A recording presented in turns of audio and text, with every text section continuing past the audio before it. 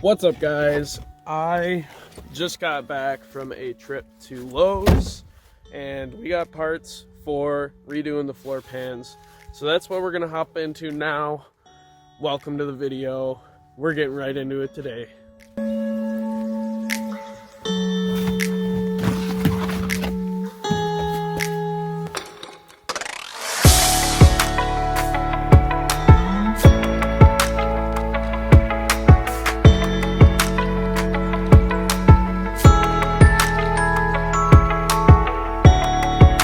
Guys, so now the carpets are completely out. You can see just how bad these floors are.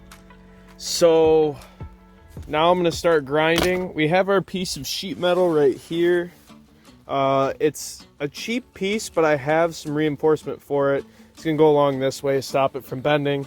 It's gonna all be prepped so that it won't rust, but for now, let's get in here and cut whatever you would call this out, because it sure isn't a floor pan.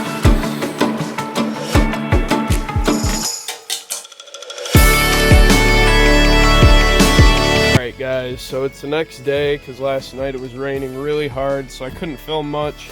All the footage I had was destroyed because of the rain and my body being in the way, because this is actually not very big space to put a camera. But anyways, the floor pan is done.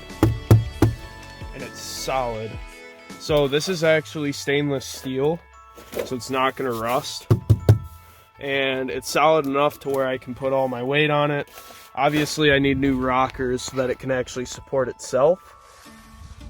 But besides that, I mean, this we just had laying around, and some of the rest of it I just bought little bits and pieces. So for 40 bucks a floor pan, I mean, this isn't that bad. Obviously the trans tunnel I didn't do very much with, but it's all rusted up right here. So I couldn't get any rivets in that, so I had to go up a little higher. But besides that, today is Thanksgiving, guys, so I want to wish all of you a happy Thanksgiving. I know this video is going to come out afterwards, but I hope your Thanksgiving was great. Be sure to stay safe.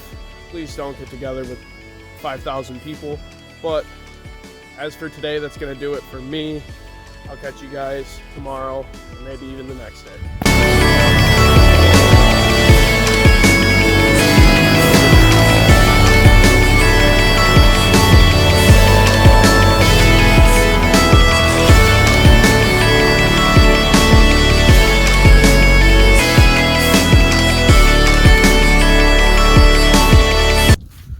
What's up, guys? And I'm back. It's a week later, but still got some work to do in this Project Junker video. I just released the RX-8 build sheet that went out yesterday, so if you haven't seen that yet, check it out.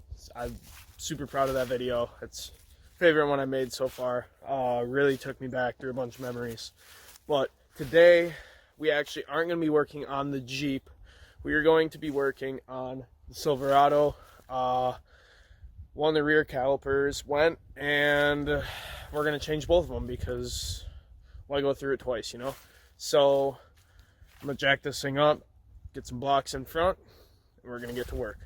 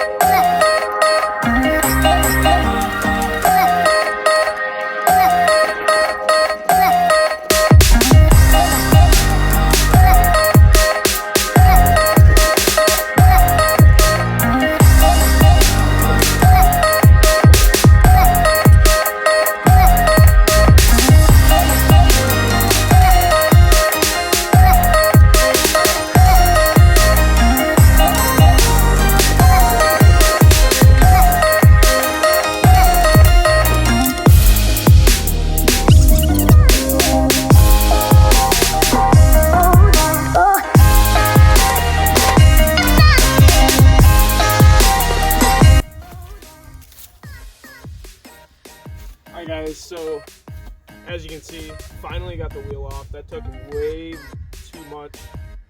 Took a lot more effort than it should have, but nonetheless, it's off, and now we're gonna be able to change this caliper. All right, guys, so we got the caliper off,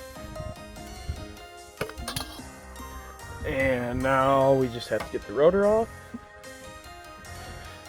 and then put the new rotor on, new caliper, new pads. We should be good to go. All right, guys, so here's something I want to show you because it's a prime example of why some reman parts aren't as good as OEM.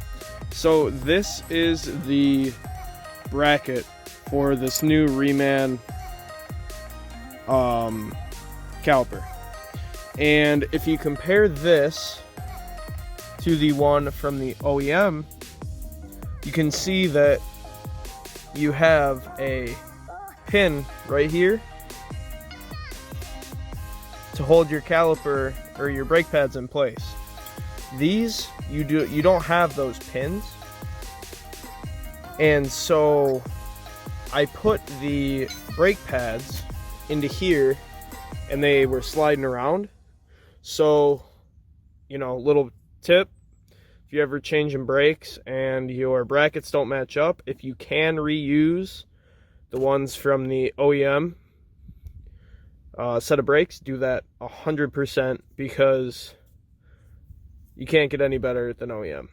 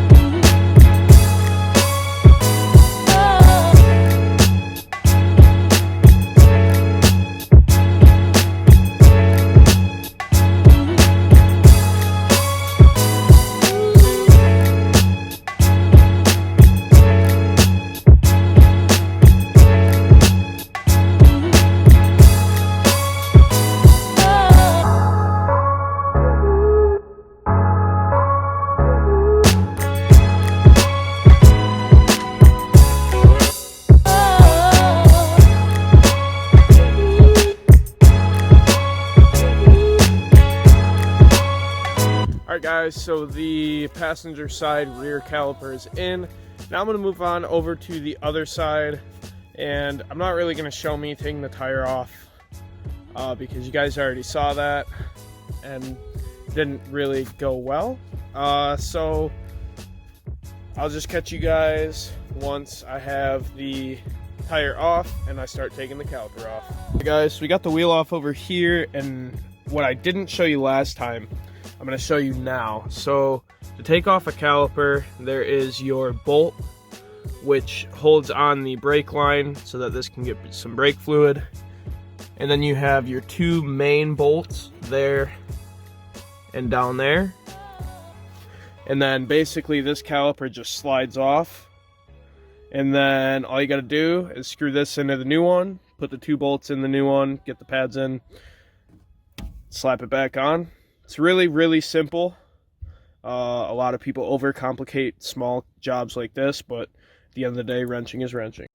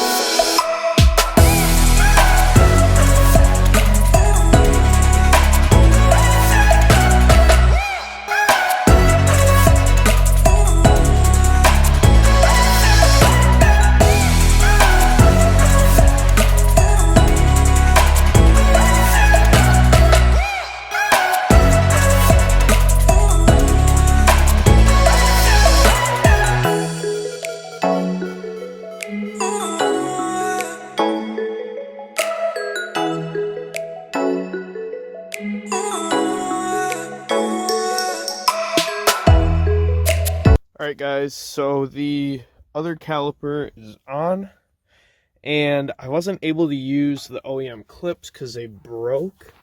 The problem with these clips though is it doesn't hold the brake pad to the actual caliper. So we're gonna see after we bleed it if it makes a difference. I'm hoping it does, but honestly I don't think it will. Another thing that I wanted to point out to everyone, brake pads are usually labeled as to what side they go to, or brake calipers. If they aren't labeled, just know this bleeder valve always has to go to the top because the air rises. So when you're bleeding your brakes, you have someone pumping in there, and when they hold, you're going to twist that bleeder valve open, and all that air is going to come to the top and escape and go down into, I'm going to have that bottle there. But that way you can actually bleed them correctly. If you install these wrong and you have the bleeder valve on the bottom, you won't be able to successfully get all of the air out of the brakes. So something to keep in mind for anybody doing brake jobs at home. I'm sure most of you know that, but just a little reminder if you don't. So next thing to do is bleed these brakes, and then we'll be able to put the wheels back on and we're good to go. Alright guys, so the truck is all finished up. I got both rear calipers on, they're bled, got the wheels back on. So that means my job for today is about done. Friendly reminder to always torque your lugs so that none of you die. And don't use an impact because you can stretch the threads. And that's all I got today. Thank you guys so much for watching, and I will see you guys in the next one. Peace out. Alright guys, so I'm back in the house, and I actually wanted to recap before I close this video out. I changed those calipers, and when I'd gotten to the other side, which was the troubled area, I found out that it was actually the wheel bearing. My stepdad had just kind of went out and bought the parts and assumed that it was a caliper. It ended up being a wheel bearing, but the calipers were going as well. The drums had a lot of wear and tear on them. So it's a good thing we got those tackled, but it is going to need a new wheel bearing. So thank you guys so much for watching again. I appreciate every single one of you that clicks on these videos. They mean a lot to me. I'm putting a lot of work into them, and I'm hoping that you guys enjoy them as much as I do, because that's my main goal, is to entertain you guys, and every week come out with something new that you guys can learn from, because I learn as I go just as much as you guys are learning as I go. So again, I really appreciate every single one of you. Make sure to subscribe, throw a like if you're feeling like it, and I will see you guys in the next video. In the next video. Later.